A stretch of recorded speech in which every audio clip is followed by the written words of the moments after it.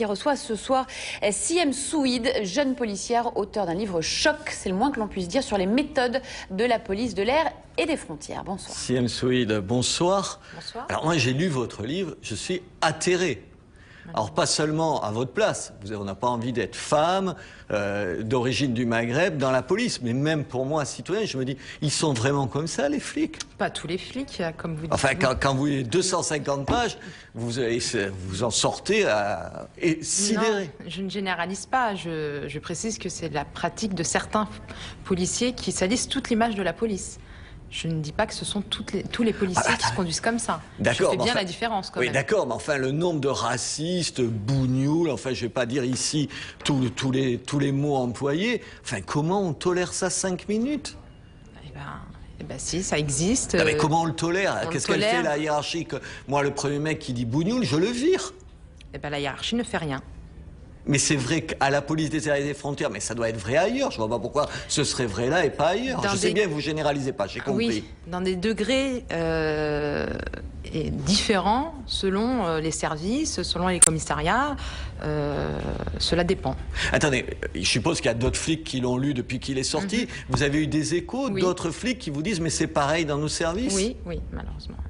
Mais ça a toujours été comme ça? C'est plus grave maintenant? C'est plus grave maintenant. Mais pourquoi? Pour diverses raisons que j'explique dans le livre, je pense que... Attendez, sur le chiffre, j'ai compris, on peut dire la politique, on veut qu'il y ait moins de clandestins, donc... Oui, qui est de plus en plus imposée de façon militaire, qui nous impose de faire du chiffre tous les jours, c'est de pire en pire chaque jour. Mais enfin, du coup, on ne dit pas aux gens les droits qu'ils ont, mais c'est dégueulasse. Oui, oui. Je veux dire, normalement, la police, elle est là pour vous dire aussi vos droits. C'est pas ce qu'on m'a dit à la police aux frontières d'Orly. Ma hiérarchie de la police aux frontières d'Orly. Mais qu'est-ce qu'ils vous ont dit? Qu'est-ce qu'ils vous disaient? Non, non, on est là pour arrêter les gens, pour faire du chiffre, et non pas pour leur dire leurs droits. Mais attendez, ça, je peux comprendre que c'est lié à la politique, mais le racisme au quotidien, je veux dire, c'est pas Sarkozy le racisme. Oui, tout à fait, non, non, je ne mets pas au dos du gouvernement. Ça veut dire que c'est inscrit quoi, dans les gènes d'un policier d'être raciste de base? Je sais pas, peut-être l'effet de groupe. Après, c'est peut-être l'effet de groupe aussi. Ah bah attendez, l'effet de groupe, j'espère que c'est pas partout pareil. Dans une entreprise, on parle comme ça, vous croyez? Non mais c'est pas moi qui vais vous dire le contraire, je dénonce ça pour trouver des solutions face à ça. Mais qu'est-ce qu'on fait sur l'homophobie, par exemple? Vous racontez les problèmes que vous avez eus parce que vous défendez 2 filles qui sont homosexuelles, des gouines, pour reprendre l'expression de la hiérarchie. Enfin attendez, c'est intolérable. Oui, c'est intolérable, oui. Trouvez-vous ça normal qu'un membre de la hiérarchie me convoque et me dise on aura tout vu maintenant une arabe qui défend des gouines. Donc non, c'est pas des propos que je peux accepter ou que je peux tolérer dans la police nationale. Et qu'est-ce qu'ils font les syndicats? Parce que vous en parlez pas des syndicats. Les syndicats, en fait, on avait saisi... Parce que je m'attendais, vous savez, je m'attendais à ce que quand même ils montent au créneau. Vous en parlez pas beaucoup dans le livre. Oui, mais l'UNSA Police, à l'époque, est monté au créneau, nous a défendu. Non, non, de la police aux frontières d'Orly a bien fait son travail. Puis la CGT aussi, à un moment donné, nous a défendu. Il y a qu'Alliance qui n'a jamais rien fait. Voilà. Mais comment ça se passait au quotidien? Racontez-moi, qu'est-ce qui vous a le plus troublé, le plus scandalisé? Un exemple, par exemple, pour que les gens entendent ce que vous dites dans le livre. Par exemple, une femme noire qui a été blanchie après 24 heures, qui a été suspectée de trafic de migrants, qui se retrouve toute nue dans une cellule de garde à vue, filmée par une policière, traitée de sale nègre. Non, c'est intolérable et inacceptable dans notre police nationale. Voilà. Et en plus, ce qui est sidérant, je me souviens absolument de cet exemple, ça fait rire les gens. Vos collègues, ça les fait rire. Certains de mes collègues, ouais, ils en riaient. Tout à fait, malheureusement. D'autres exemples comme ça?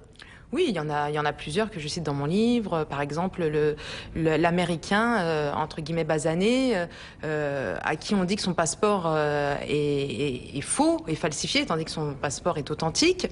Donc on abîme son passeport pour dire qu'il est faux. Et pas de chance, ils sont tombés sur un Américain qui connaissait du monde à l'ambassade. Donc il a saisi son ambassade qui est intervenu pour le faire libérer 48 heures après 48 heures de rétention quand même. Résultat ou morale de cette histoire, celle que vous venez de raconter, il vaut mieux être un peu instruit, avoir une ambassade et avoir un petit peu quelqu'un appelé, sinon vous en sortez pas bien de cette histoire. Tout à fait. Alors ça, c'est la première partie du livre. En gros, vous racontez. Ensuite, les emmerdements que vous avez, vous, parce que vous dénoncez ça. Alors, vous avez des emmerdements parce que vous le dénoncez, ou vous avez des emmerdements encore plus parce que vous le dénoncez, parce que vous êtes femme, on le voit, et parce que vous êtes arabe. Est-ce que c'est tout ça qui fait que vous avez tous les problèmes que vous avez? Oui. Alors c'est oui. Alors je suis dans 3 catégories. Pas vous rigolez à un acceptables, moment donné, vous dites en plus si j'avais été homosexuel, Alors là, ça y est. c'était la totale. Mais ça se passait comment? Vos collègues, ils vous prennent pas au sérieux quand vous dites ça?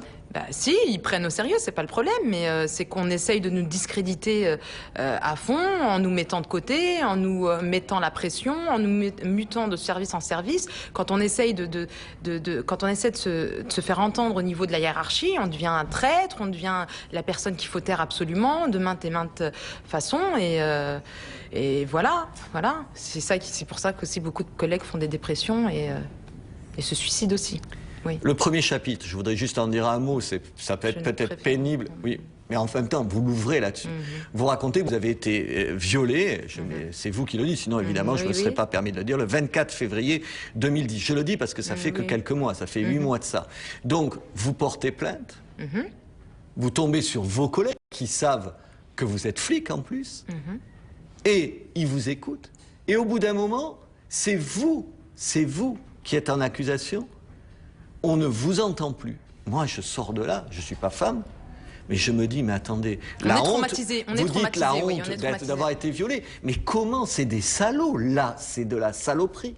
Oui. Racontez-nous, comment ils peuvent douter de vous, et au fond, presque, c'est une femme en plus que vous avez en face de vous, qui vous fait passer presque pour, vous êtes une victime, ce garçon n'était finalement pas si vilain que ça, en gros, vous n'êtes pas provocatrice, c'est ça qu'elle dit. Oui, ouais, tout à fait. Mais comment vous avez vécu ça? Bah, très mal, très mal. Non, mais mal. aujourd'hui, quand vous y repensez, on survit. Qu'est-ce que vous voulez que je vous dise? On survit, voilà.